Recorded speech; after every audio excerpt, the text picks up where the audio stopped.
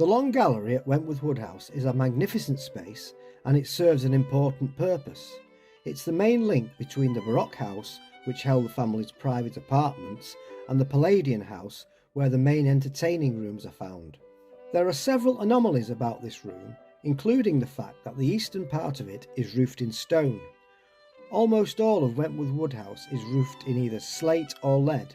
It's possible that this space is a survivor from the house that stood here in the 1630s and was heavily remodelled in the mid-1700s. The first Marquis of Rockingham built an extra storey above this part of the Long Gallery, and it is possible that he reused the stone from the 1630s roof to cover the new rooms. Another strange detail is that this room has not one but two fireplaces. It's over 100 feet or 30 meters in length, so it's no surprise that two fireplaces were needed. The anomaly is that although they are in the same room, they don't actually match. The fireplace nearest the Palladian east front is made of white marble and is profusely decorated. There are 4 different types of carved details filling the space between the mantel shelf to the frieze panel alone. A circular design surrounds the fireplace opening, and the frieze panel itself contains a damaged but very charming scene. It shows a chariot being led by lions. The lions are trampling over what look to be the spoils of war, and to the right-hand side of the main panel, spears are carved with an urn draped in ivy.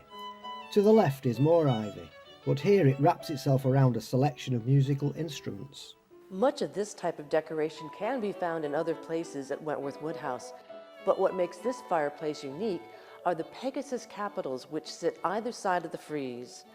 They're carved in extraordinary delicate detail, with the manes of the horses blending into the structure of the fire surround itself. Below the figures of Pegasus is a wonderful set of acanthus leaves, and beneath them, a panel of carved flowers and leaves completes the exuberant look of this fire surround. The fireplace at the western end of the Long Gallery is a much more restrained piece. It's again made of white marble, but by comparison with its partner at the eastern end of the room, this one is almost plain. The mantel shelf has a run of bead mouldings, and below this, egg and dart carvings sit above a dental mould. This runs the full length of the fireplace. At each corner of the dental moulding is a small, wonderfully carved pineapple. Every element of the decoration on this fire surround is exquisitely done. Even though much of the marble is left uncarved, the overall effect is beautiful. On either side of the main frieze panel, delicate scrolls of leaves and flowers stretch out beneath another run of tiny beaded carvings. And the main panel itself features putti. Some of them are veiled, one carries a torch, and another is lifting a basket of fruits. At first glance, this just looks like a pretty, classically themed piece of carving, but it's actually a copy of a scene found on a carved onyx cameo, which is believed to be Roman. It was in the collection of the 4th Duke of Marlborough in 1762 and is known as the Marlborough gem. The scene shows an initiation, possibly the wedding of Cupid and Psyche, and the pomegranates in the fruit basket symbolise fertility. The Marlborough gem is currently in the collection of the Boston Museum of Fine Arts in America. Given that the decoration of the two fireplaces in this room is so very different, we wonder if the Long Gallery as we see it today was originally 2 separate rooms. We know that as part of the remodeling done for the second Marquis of Rockingham, the architect, John Carr of York, divided the room in 1760 with the 2 columns that are still in place. But did he also remove a wall to insert them? When the Fitzwilliam family lived here, they only referred to the eastern part of this space as the gallery.